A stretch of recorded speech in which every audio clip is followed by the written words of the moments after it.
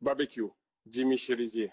Un nom qui fait peur, un nom qui choque, un nom qui divise, un nom qui déclenche des cris, des insultes, des jugements immédiats. Mais aujourd'hui, je ne vous demande pas de l'aimer. Je ne vous demande pas de le défendre. Je ne vous demande pas non plus de le condamner aveuglément. Je ne vous demande même pas de le comprendre émotionnellement, avec la colère ou avec la peur. Je vous demande quelque chose de beaucoup plus difficile.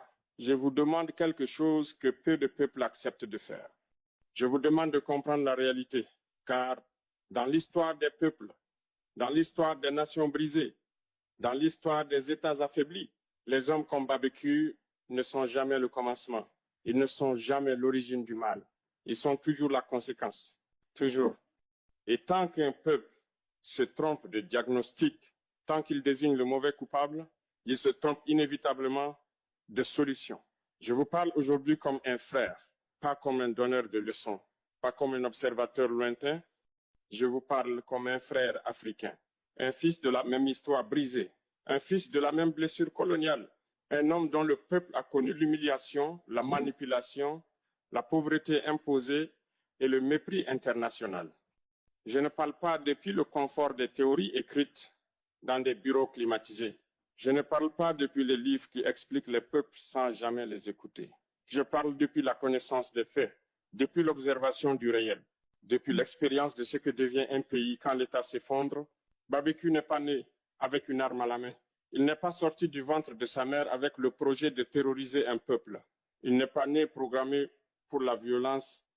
Il est né dans un pays où l'État s'est progressivement retiré de ses responsabilités les plus élémentaires. Un pays où, année après année, l'autorité publique a disparu de certaines zones. Un pays où la loi n'est plus arrivée partout en même temps. Quand un État n'assure plus la sécurité, quelqu'un d'autre le fera. Quand un État ne protège plus ses citoyens, quelqu'un d'autre prendra cette place. Quand un État ne garantit plus la justice, une autre forme d'ordre s'installe. Toujours, ce ne sont pas des opinions, ce ne sont pas des excuses, ce ne sont pas des justifications morales. Ce sont des lois sociales observées partout dans le monde, sur tous les continents, dans toutes les époques. En Haïti, l'État a cessé d'être présent dans de nombreux quartiers. La police n'y entrait plus, ou elle n'y entrait que rarement, ou elle n'y restait pas.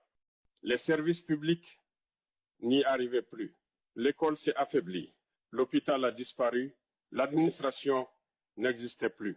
La justice n'y existait plus. Et pourtant, la vie continuait. Parce que la vie ne s'arrête jamais, même dans le chaos.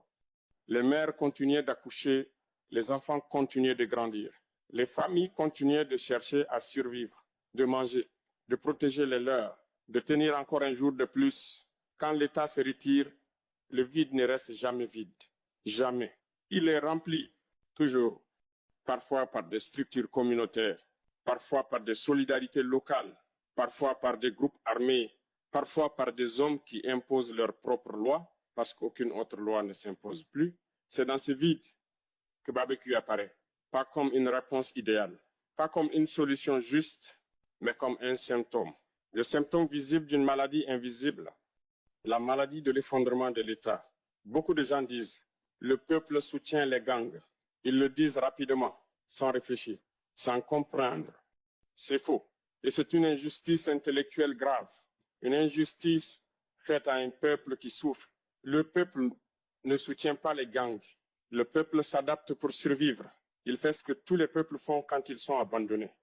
Quand des balles traversent les murs, quand les fenêtres ne protègent plus, quand la nuit devient plus dangereuse que le jour, on ne raisonne plus en termes de morale abstraite.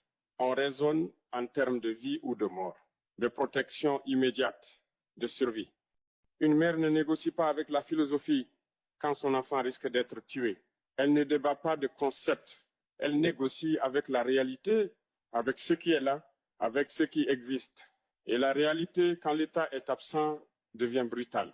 Elle devient injuste, elle devient violente. Cela ne rend pas le peuple complice. Cela ne rend pas le peuple coupable. Cela le rend otage. Si Barbecue disparaissait demain, si son nom s'effaçait, si son visage disparaissait des écrans et que rien ne changeait structurellement en Haïti, un autre Barbecue apparaîtrait, peut être avec un autre nom, peut être avec un autre visage, peut être dans un autre quartier, mais avec la même fonction. Parce que le problème n'est pas l'homme. Le problème n'est presque jamais l'homme. Le problème, c'est le système qui permet à cet homme d'exister, qui le rend possible.